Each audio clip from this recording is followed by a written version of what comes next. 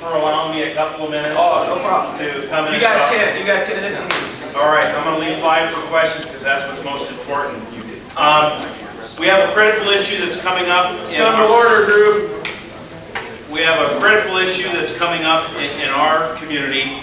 Our emergency medical services levy is a 6-year levy, and this is the last year of 6 years. If we don't renew it, it goes away. Let me give a little bit of what that means.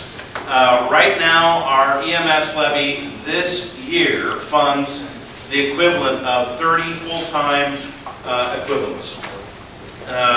And so, to put that in perspective, we have 72 full-time employees who provide service. So that just kind of gives you a couple of numbers of how important that EMS levy is to us. The election is May 19th. It requires a supermajority, means 60%. It's going to be very difficult. This community has traditionally been very supportive of our emergency medical services levy. Last time it ran 6 years ago, it passed by 82%. But a lot has changed since then, and we don't want to take anything for granted, and so we really need to get the word out about how important this EMS levy is to our community. A couple of things real quick, just some facts so you know about us, what we're doing for you. We cover 150 square miles. There's about 83,000 people that live in that 150 square miles. It includes the city of Port Orchard. We are the busiest fire department in Kitsap County.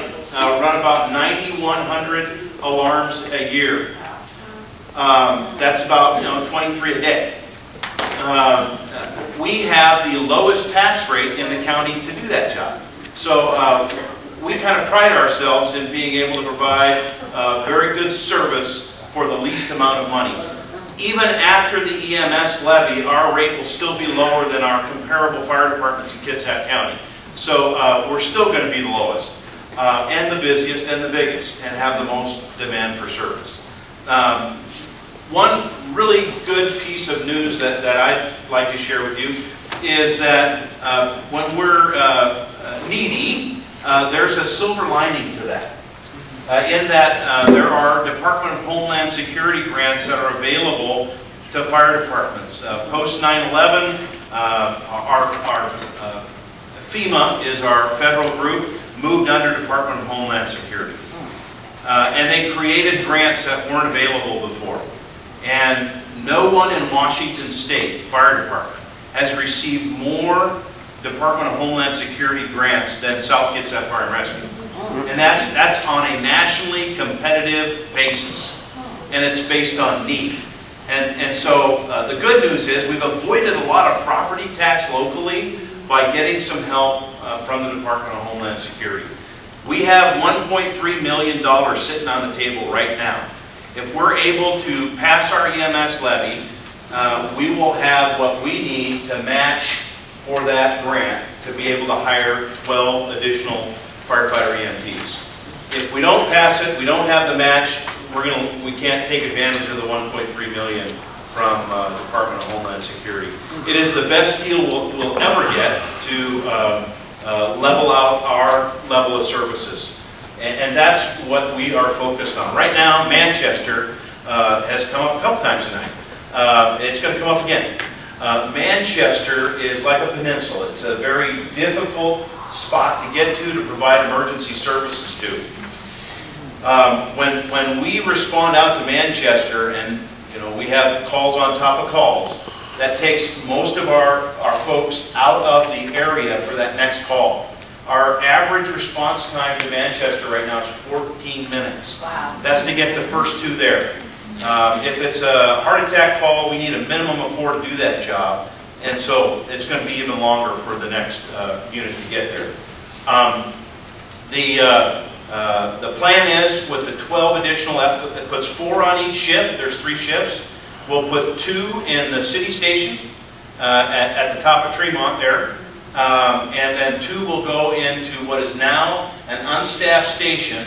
We call it the Yukon Harbor Station. It's a fire station. Right on the left as you're going that way. We're going to put 2 there to to offset that demand that's happening in Manchester. It's not, that's not a rural setting anymore. It's at least suburban based on our calculations for population and service demand. So, you're thinking right now, how much is this going to cost me? Because things are tough right now. Let me tell you what that is. If your home is median valued home in South Kitsap, which is like $286,000, that was like $500,000 a year ago. If it's, I know, I just sold the house. Go ahead. sorry. Let's just round it to $300,000. If your house is worth $300,000, the increase that you'll see equals $3.50 more a month. So if your house is worth less than that, it'll be less. So it's a very small increment of change. It allows us to keep our level of service where it is right now, which is really important. We're seeing in these downtimes that there's more demand for our service, not less. And we don't want to see that go down the tank. So that is the elevator speech. I wanted to leave some time for questions. That was good.